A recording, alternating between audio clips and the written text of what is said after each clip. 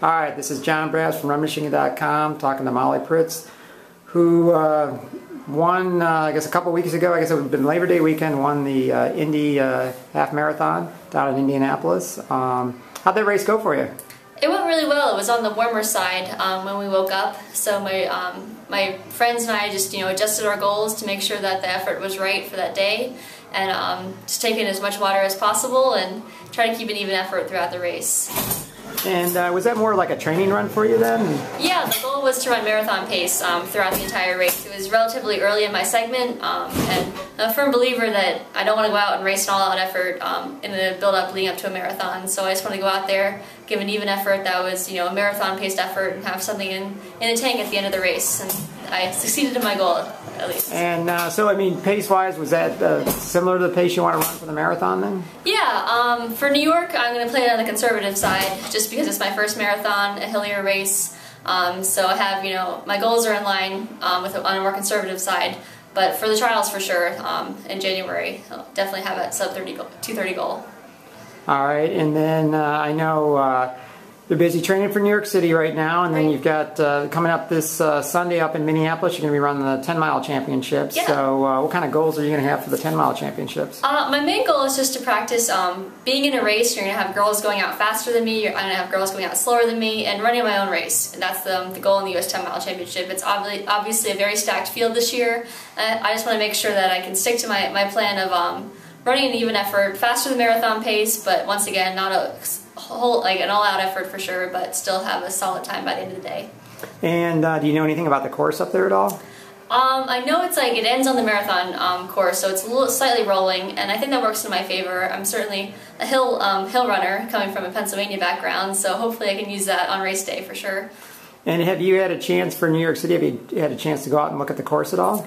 I've done it in segments, just like I've run in Central Park several times, and every time I go out to New York I try to run a little bit on the marathon course beforehand. It's always been a huge goal of mine to run in New York, so it's been a several-year build-up in my head of running this race, so try to run segments of the course for sure. And what's been different about now since you're training for a marathon compared to previously when you've been running the half marathons? What's kind of different in your training?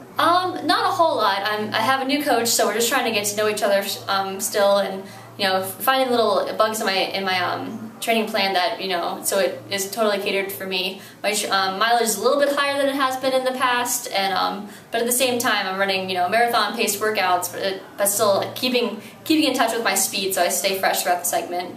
We're not going to do anything extreme before New York, so my mileage is still in a range that I ran before the US 25K championship. So once again, nothing too different or too drastic from what I've done in the past. And had you run some of like the 22 milers like before? No. Like that? It's been an interesting couple weekends for me. This past weekend I ran 21 miles, and the weekend before that I ran 23, and they've been my two longest runs so far in my life. So it's definitely my long runs have gotten longer, but my total mileage has stayed about the same.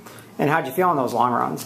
The first one or two were a little rough, just being out there for so long. I actually entered a couple local races just so I can practice taking in some fluids and just work on the nutrition side of marathon running. This past weekend though I felt great, it felt easy, so hopefully I'm finally adjusting to the longer runs. And I think at the end of this long run you had over on Sunday, you had to run like the last three pretty quick, right? Yeah, the last three were supposed to be marathon pace. They're a little bit quicker than that, but it definitely felt good, so I'm getting more comfortable with the distance and running hard at the end of a longer run for sure. And so what do you got is it about 5 weeks out from New York then? I think it's like 5.5, 6, yep.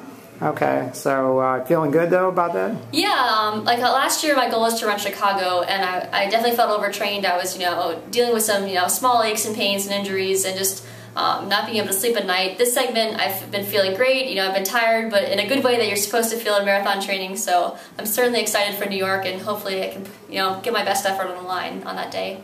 And do you know much about the other women that are going to be in the field at New York? A little bit. I have a lot of friends running New York, which is another reason I wanted to run it, but at the same time I try to not know too much about the field, just so when I show up on race day I know what shape I'm in to run, and regardless of what the other girls do, I have to run my own race. All right, well hopefully we'll have a chance to talk to you on Sunday after your 10-mile race. Absolutely. And, have fun up there, and talk to you soon then. All right, thanks a lot. Bye.